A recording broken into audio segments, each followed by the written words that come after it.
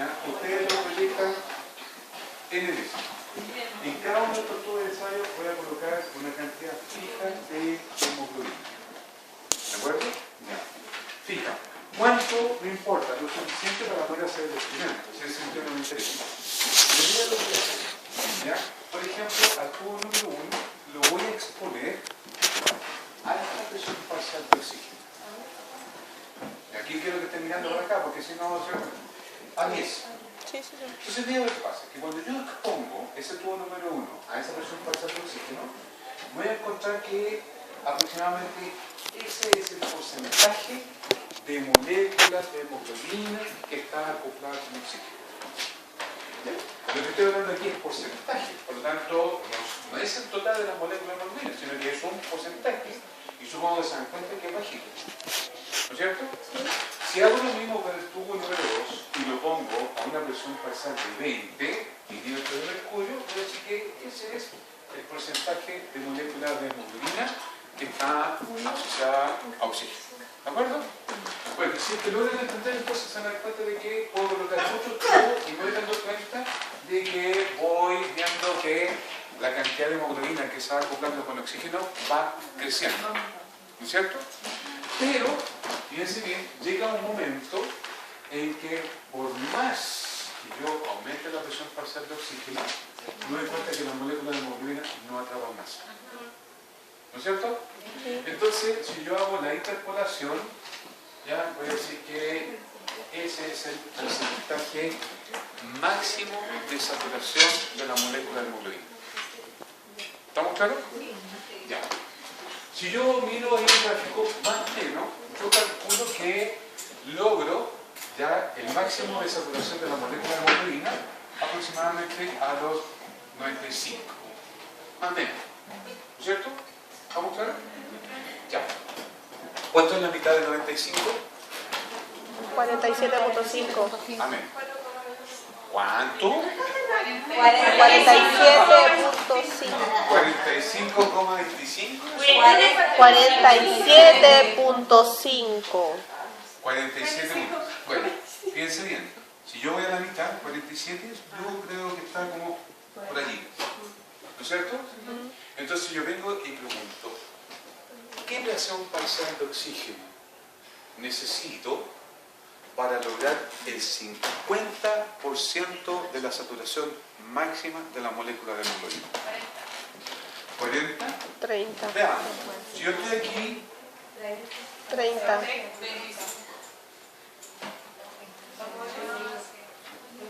¿estamos de acuerdo?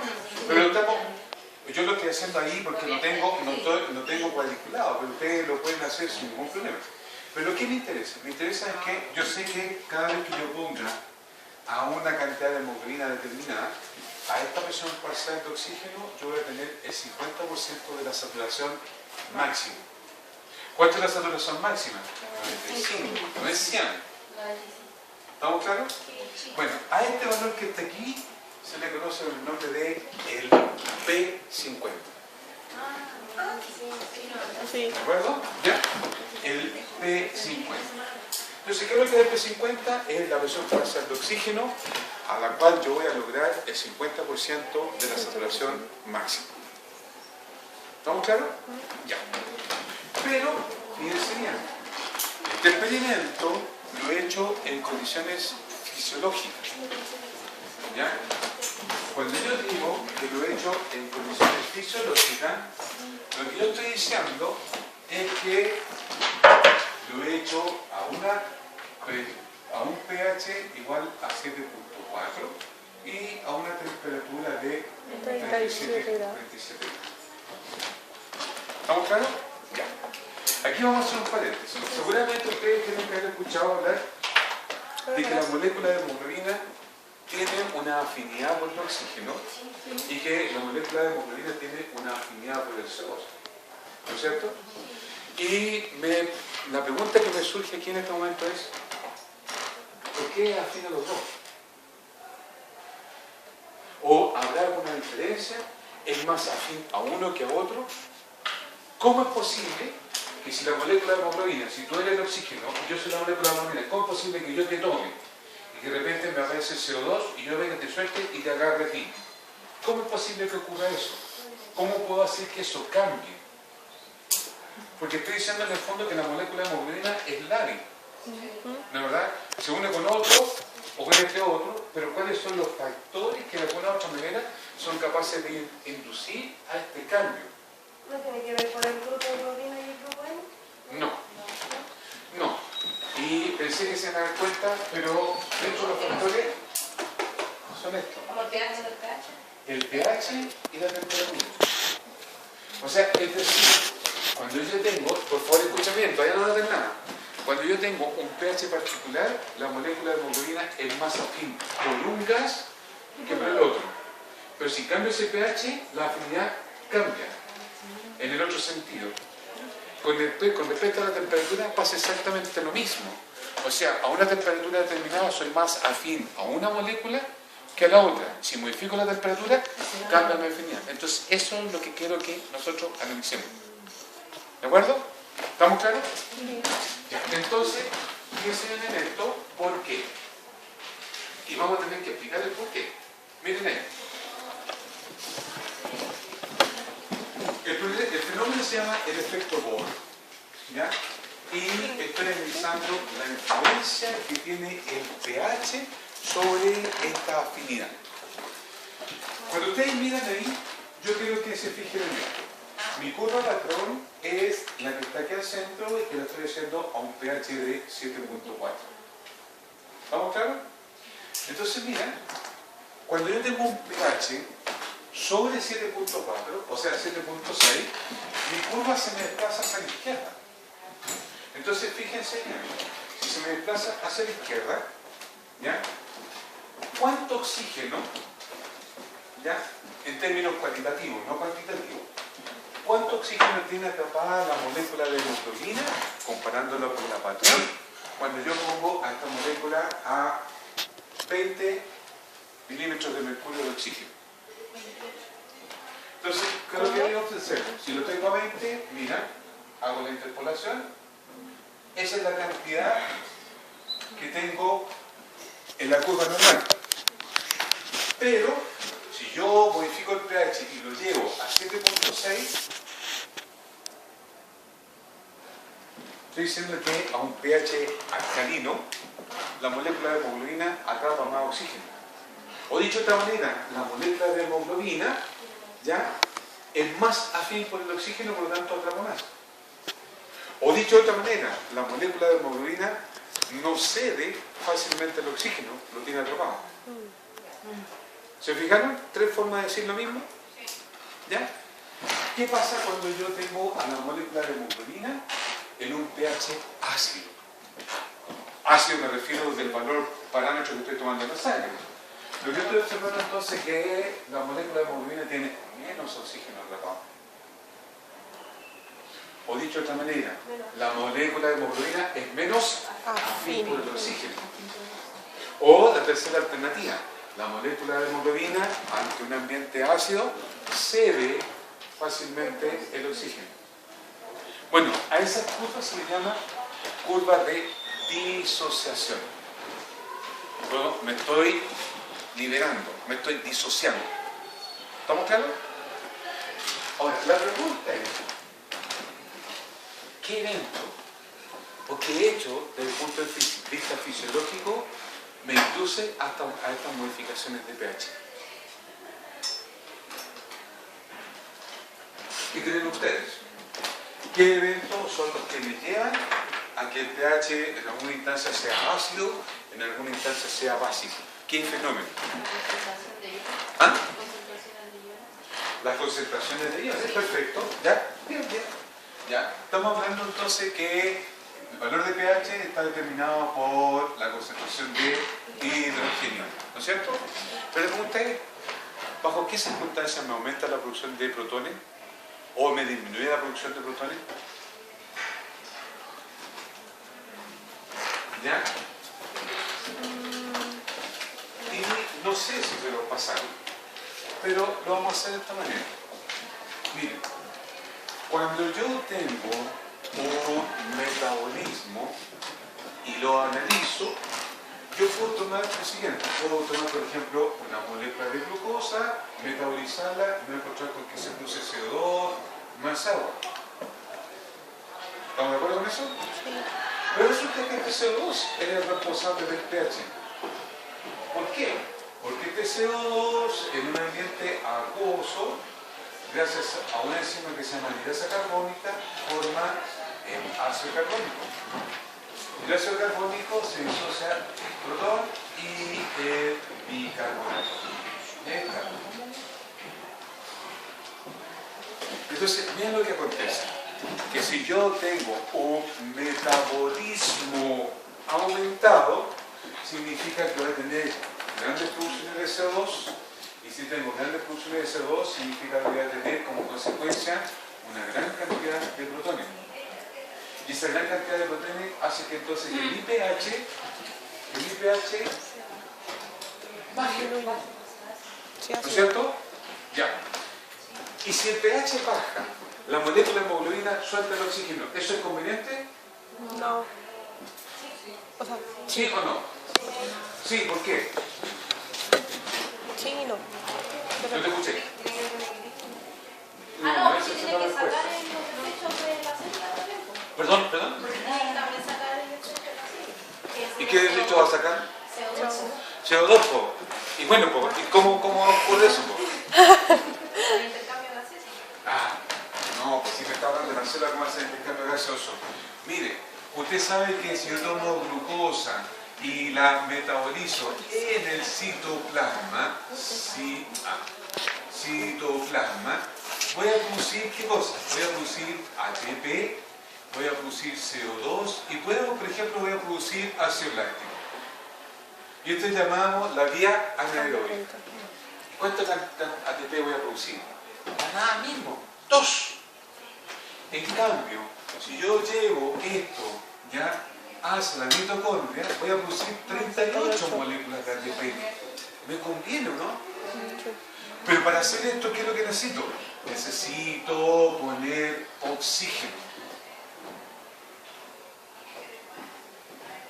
Entonces, cuando yo hago metabolismo, si lo estoy haciendo en condiciones aeróbicas, tengo una buena producción de energía, pero siempre voy a producir como desecho CO2.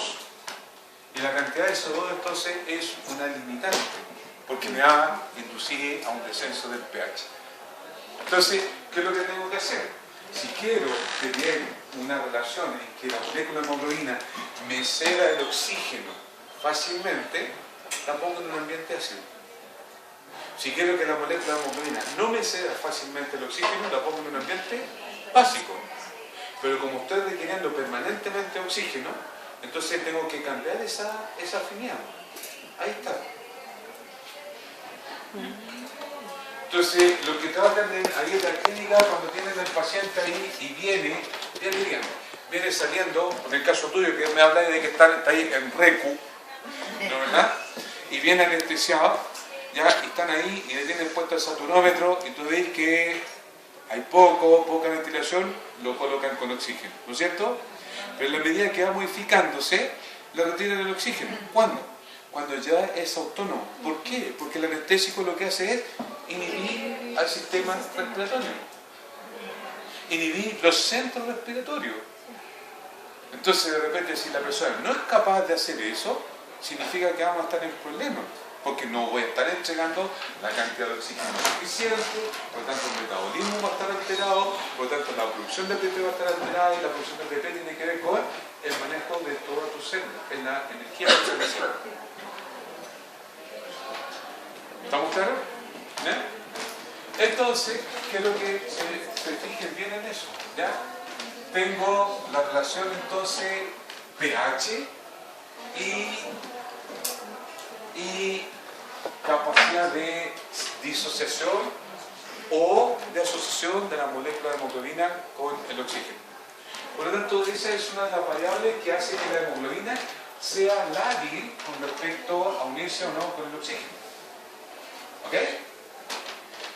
El otro factor es temperatura. Y por favor, fíjense bien. Cuando yo coloco temperatura, mira lo que pasa con la curva. Ahí mi curva de patrones 38 grados. ¿Qué pasó? A menor temperatura. ¿Perdón? Pero es que no hay pH, ¿no? ¿De lo que hay pH? Baja la afinidad con la hemoglobina. Ah, que a mayor temperatura baja el oxígeno. Más dicho, pues yo te voy a poner eso y te lo voy a poner mal. Baja la afinidad con la hemoglobina. Eso, ya a mayor temperatura la afinidad de la molécula de hemoglobina desciende, por lo tanto la molécula de hemoglobina tiene menos oxígeno atrapado. O a mayor temperatura se disocia más fácilmente el oxígeno de la molécula de hemoglobina. ¿Se entendió? ¿Qué pasa cuando la temperatura desciende? Más afín. Se disocia ¿Es más menor la afinidad o es mayor? Mayor. Se disocia más fácilmente. ¿Quién? Mayor. A ver, explica, ¿es menor o es mayor? Mayor.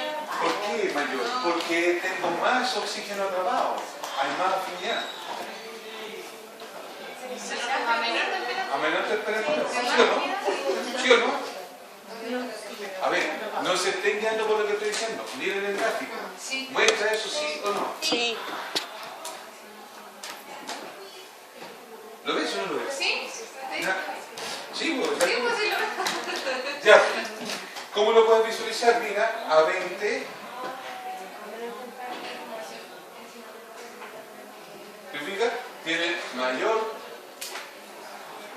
Si todavía aquí sigue siendo mayor, mira acá con respecto a la alta temperatura.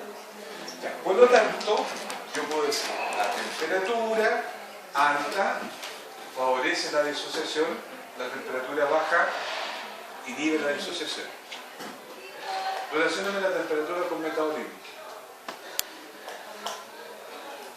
¿Qué pasa con el metabolismo? Es más elevado. Y si el metabolismo a temperatura elevada es más elevado, ¿qué significa con respecto al CO2? Más fabricación de CO2. Hay mayor producción de CO2. Y si hay mayor producción de CO2, ¿qué va a pasar con la concentración de protones? Va a aumentar. ¿Va a disminuir o va a aumentar? Va a aumentar. ¿Va a aumentar o va a disminuir? Espérate, que aquí ahí está con la duda. Aumenta. Aumenta. Lo que disminuye es el pH. Acuérdense bien de esa relación, pues siempre se confunde. ¿Ya? Por tanto, un aumento de temperatura, aumento de metabolismo. Aumento de metabolismo, Aumento mayor de producción de CO2. Mayor producción de CO2, Más protones. mayor cantidad de protones. Mayor cantidad de protones, ¿qué pasa en el pH? Disminuye. Disminuye. Se hace más Ácido. ácido. ¿Ok? ¿Están seguras? Sí. Sí. Y el pero. ¿Concuerdan con lo que están pensando? ¿Concuerdan con lo que están pensando? Ay, gracias.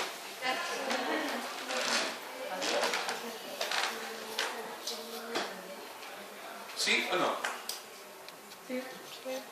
¿Sí? Hay una que contesta sí. ¿Concuerdan con lo que están pensando?